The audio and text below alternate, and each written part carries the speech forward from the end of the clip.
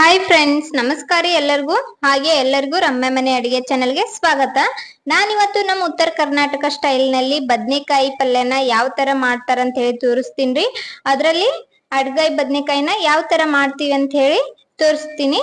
ಅದನ್ನ ಮಾಡೋದಕ್ಕ ಏನೇನ್ ತಗೊಂಡಿನಂದ್ರ ಸ್ವಲ್ಪ ಧನಿಯಾ ಪೌಡರ್, ಹಾಗೆ ಸ್ವಲ್ಪ ರೆಡ್ ಚಿಲ್ಲಿ ಪೌಡರ್, ಮಸಾಲೆ ಖಾರ, ಅರಿಶಿನ ಪುಡಿ, ಸ್ವಲ್ಪ ಕಾಶ್ಮೀರಿ ರೆಡ್ ಚಿಲ್ಲಿ ಪೌಡರ್ ತಗೊಂಡಿದ್ದೀನಿ. ಹಾಗೆ ಶುಂಠಿ, ಬೆಳ್ಳುಳ್ಳಿ, ಹಸಿ ಮೆಣಸಿನಕಾಯಿ ಪೇಸ್ಟ್ ಮಾಡಿ ಇಟ್ಕೊಂಡಿದ್ದೀನಿ. 2 ಟೊಮೆಟೊ ಕಟ್ ಮಾಡಿ ಇಟ್ಟಿದ್ದೀನಿ. ಸ್ವಲ್ಪ ಕೊತ್ತಂಬರಿ, ಹಾಗೆ 2 ಈರುಳ್ಳಿನ ಕಟ್ ಮಾಡಿ ಇಟ್ಕೊಂಡಿದ್ದೀನಿ. ಸ್ವಲ್ಪ ಸಾಸಿವೆ, ಹಾಗೆ ಸ್ವಲ್ಪ ಜೀರಿಗೆ, ಒಂದ್ ಸ್ವಲ್ಪ ಹುಣಸೆ ಹಣ್ಣನ್ನ ನೆನೆ ಇಟ್ಕೊಂಡಿದ್ದೀನಿ. ಹಾಗೆ ಹುರಿದಿರೋ ಶೇಂಗಾ ಕಾಳು ತಗೊಂಡಿದ್ದೀನಿ. ಬದ್ನೆಕಾಯಿನ ಈ ತರ ನಡುವ ಸೀಳಿ ಇಟ್ಕೊಂಡಿದ್ದೀನಿ. ಮಾಡಾಕ ಇವಾಗ ನಾನು ಒಂದು ಜಾರ್ ತಗೊಂಡು ಅದಕ್ಕ ಹುರಿದಿರೋ ಶೇಂಗಾ ಹಾಕೊಂಡು ಮಸಾಲೆ ಎಲ್ಲ ತಗೊಂಡಿದ್ನೆಲ್ಲ, ರೆಡ್ ಚಿಲ್ಲಿ ಪೌಡರ್, ಅರಿಶಿನ ಪುಡಿ, ಹಾಗೆ ಧನಿಯಾ powder, Kashmiri red chilli powder ಎಲ್ಲ ತಗೊಂಡಿದ್ನೆಲ್ಲ ಅದನ್ನ ಸೇರಿಸ್ತಾ ಇದ್ದೀನಿ. ಕಾಶ್ಮೀರಿ ರೆಡ್ ಚಿಲ್ಲಿ ಪೌಡರ್ನ ಸ್ಕಿಪ್ ಮಾಡ್ಬೋದು. ನಿಮ್ಮ ಕಡೆ ಯಾವ ಖಾರ ಇರ್ತದೆ ಅದನ್ನೇ ಆ್ಯಡ್ ಮಾಡ್ಕೊಳ್ಬೋದು. ಇದ್ರೊಳಗೆ ನಾನು ರುಚಿಗೆ ತಕ್ಕಷ್ಟು ಉಪ್ಪನ್ನು ಸಹ ಆ್ಯಡ್ ಮಾಡಿಕೊಂಡು ಇವಾಗ ಸ್ವಲ್ಪ ತರಿಯಾಗಿ ರುಬ್ಕೊಂಡು ತಂದೀನಿ. ಅದಕ್ಕೆ ನಾವೇನು ಹುಣಸೆ ಹಣ್ಣನ್ನು ನೆನೆ ಇಟ್ಟಿದ್ವಲ್ಲ ಅದರ ರಸ ಸೇರಿಸ್ಕೊಂಡು ಅದನ್ನು ಈ ಥರ ಪೇಸ್ಟ್ ಮಾಡಿ ಇಟ್ಕೊಂಡಿದ್ದೀನಿ.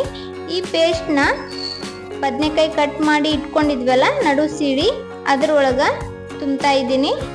ಕೆಲವೊಂದು ಕಡೆ ಕೆಲವೊಂದು ಥರ ಕರೀತಾರೆ, ಕೆಲವೊಬ್ರು ಎಣ್ಣೆಗಾಯಿ ಅಂತೂ ಕರೀತಾರ. ನಮ್ಮ ಉತ್ತರ ಕರ್ನಾಟಕ ಕಡೆಗೆ ನಾವು ಅಡ್ಗಾಯಿ ಬದನೆಕಾಯಿ ಅಂತ ಅಂತೀವ್ರಿ.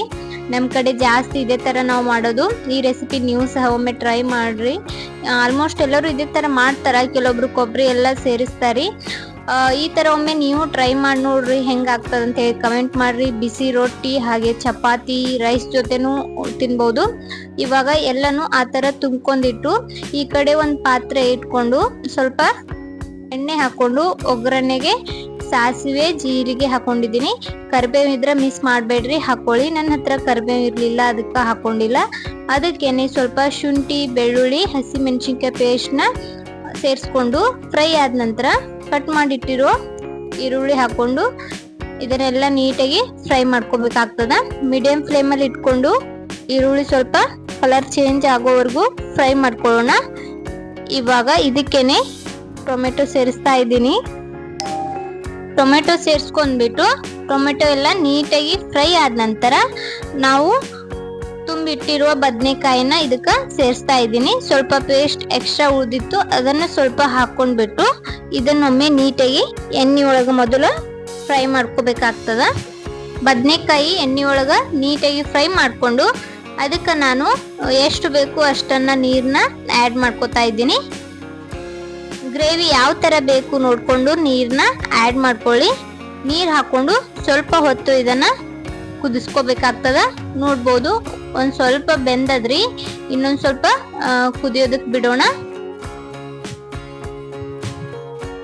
ಇದನ್ನೊಮ್ಮೆ ನೀಟಾಗಿ ಮಿಕ್ಸ್ ಮಾಡಿಕೊಂಡು ಸ್ವಲ್ಪ ಕುದಿಸ್ಕೊಂಡ್ರ ಇವಾಗ ರೆಡಿ ಆಗ್ಯದ್ರಿ ನಮ್ದು ಬದನೆಕಾಯಿ ಅಡ್ಗಾಯಿ. ಮೇಲ್ಗಡೆಯಿಂದ ಸ್ವಲ್ಪ ಕೊತ್ತಂಬರಿ ಹಾಕ್ಬಿಟ್ಟು ಒಮ್ಮೆ ನೀಟಾಗಿ ಮಿಕ್ಸ್ ಮಾಡಿಕೊಂಡು ಇದನ್ನ ಬಿಸಿ ರೊಟ್ಟಿ ಹಾಗೂ ಚಪಾತಿ, ರೈಸ್ ಜೊತೆ ಹಾಕೊಂಡು ತಿಂತಿದ್ರೆ ಅದ್ರ ಮಜಾನೇ ಬೇರೆ ರೀ. ನಮ್ಮ ಕಡೆ ಜಾಸ್ತಿ ನಾವು ಕಟ್ಟಿ ರೊಟ್ಟಿ ಒಳಗೆಲ್ಲ ಹಾಕೊಂಡು ಉಣ್ತೀವಿ, ಉತ್ತರ ಕರ್ನಾಟಕ ಮಂದಿ. ಗ್ರೇವಿನೂ ಚಂದ ಬಂದಿತ್ತು, ನೀಟಾಗಿನೂ ಸಹ ಬೆಂದಿತ್ತು.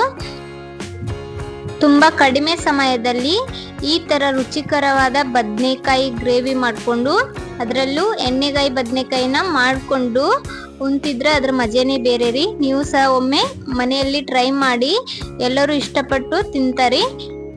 ನೋಡಿದ್ರಲ್ಲ, ಈ ಸಿಂಪಲ್ ರೆಸಿಪಿ ನಿಮ್ಗೆ ಇಷ್ಟ ಆದ್ರೆ ತಡ ಮಾಡಬೇಡ್ರಿ, ಲೈಕ್, ಶೇರ್ ಆ್ಯಂಡ್ ಸಬ್ಸ್ಕ್ರೈಬ್ ಮಾಡಿ. ಯಾರೆಲ್ಲ ನನ್ನ ವಿಡಿಯೋನ ಸಬ್ಸ್ಕ್ರೈಬ್ ಮಾಡದೆ ನೋಡ್ತಾ ಇದ್ದೀರಾ, ಸಬ್ಸ್ಕ್ರೈಬ್ ಮಾಡ್ಕೊಳ್ಳಿ. ನನ್ನ ವಿಡಿಯೋ ನೋಡಿದವರಿಗೆ ಧನ್ಯವಾದಗಳು.